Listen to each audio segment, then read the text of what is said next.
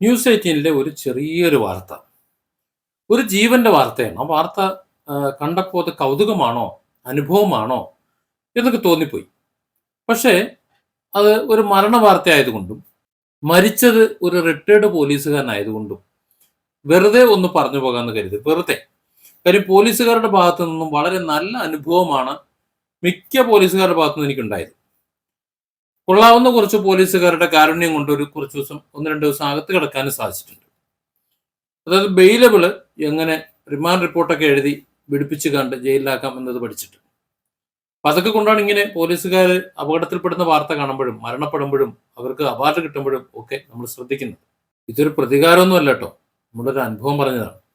Pala Mutholy retired SIയെ ലോഡ്ജിൽ മരിച്ച നിലയിൽ കണ്ടെത്തി. പാലായിൽ SI ആയി റിട്ടയർ ചെയ്ത പുലിയന്നൂർ തെക്കേൽ സുരേന്ദ്രൻ TG 61 മുത്തോലി കവലയ്ക്ക് സമീപമുള്ള ലോഡ്ജിൽ മരിച്ച നിലയിൽ കണ്ടെത്തിയത്. ഇന്ന് രാവിലെയായിരുന്നു സംഭവം.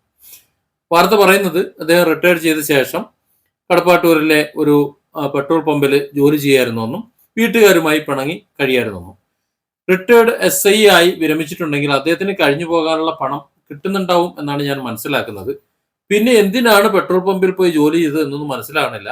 പിന്നെ കുടുംബവുമായി പിണങ്ങി കഴിയാന്ന് പറഞ്ഞു കഴിഞ്ഞാൽ ഈ ജീവിച്ചിരുന്ന കാലത്ത്, അതായത് ശമ്പളമൊക്കെ കിട്ടി മര്യാദയ്ക്ക് ഡ്യൂട്ടിയിൽ ഉണ്ടായിരുന്ന സമയത്ത് എങ്ങനെയാണ് കുടുംബവുമായി ഉണ്ടായിരുന്നത്, എങ്ങനെയായിരുന്നു എന്ന് ആലോചിക്കാണ്ട്.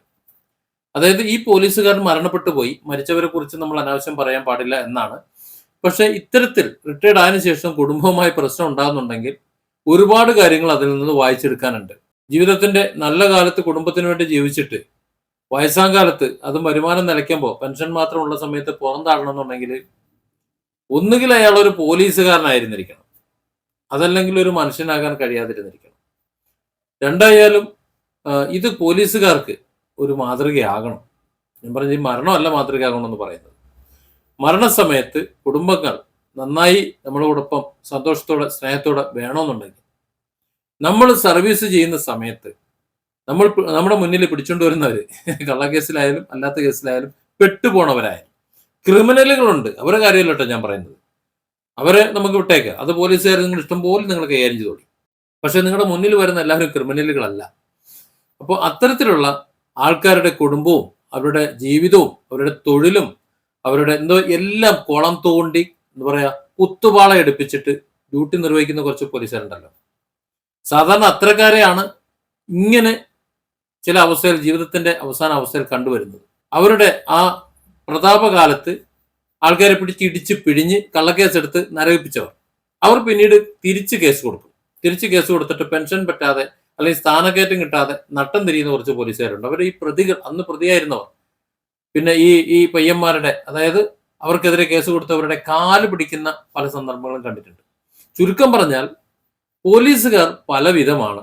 ഈ പോലീസുകാരൻ ഒരു നല്ല പോലീസുകാരനായി ജീവിച്ചവനും അതേപോലെ വയസ്സാം കാലത്ത് കുടുംബത്തിന്റെ ബാക്കിയുള്ളവരുടെ തെറ്റുകൊണ്ട് പുറന്തള്ളപ്പെട്ടവനും ആയിരിക്കട്ടെ എന്നാണ് ഇപ്പോൾ ആഗ്രഹിക്കുന്നത്. അതല്ലാന്നുണ്ടെങ്കിൽ നേരത്തെ പറഞ്ഞതുപോലെ ഏതെങ്കിലുമൊക്കെ കുടുംബത്തെ വഴിയാതരമാക്കിയിട്ടുണ്ടാവും, കുടുംബം കുളം തോണ്ടിയിട്ടുണ്ടാവും, അതിന്റെ ഫലം അനുഭവിക്കുന്നതുമാകാം.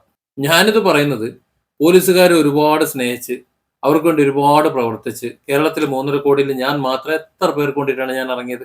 എന്നിട്ട് എൻ്റെ തന്നെ അനുഭവത്തിന്റെ വെളിച്ചത്തിലാണ്. ചിലർക്കൊന്നും ഇഷ്ടപ്പെടില്ല എന്നറിയാം, എങ്കിലും പറയാനുള്ളത് പറഞ്ഞു തന്നെ പോണ്ടേ. Different angles. Don't forget to subscribe and support this channel.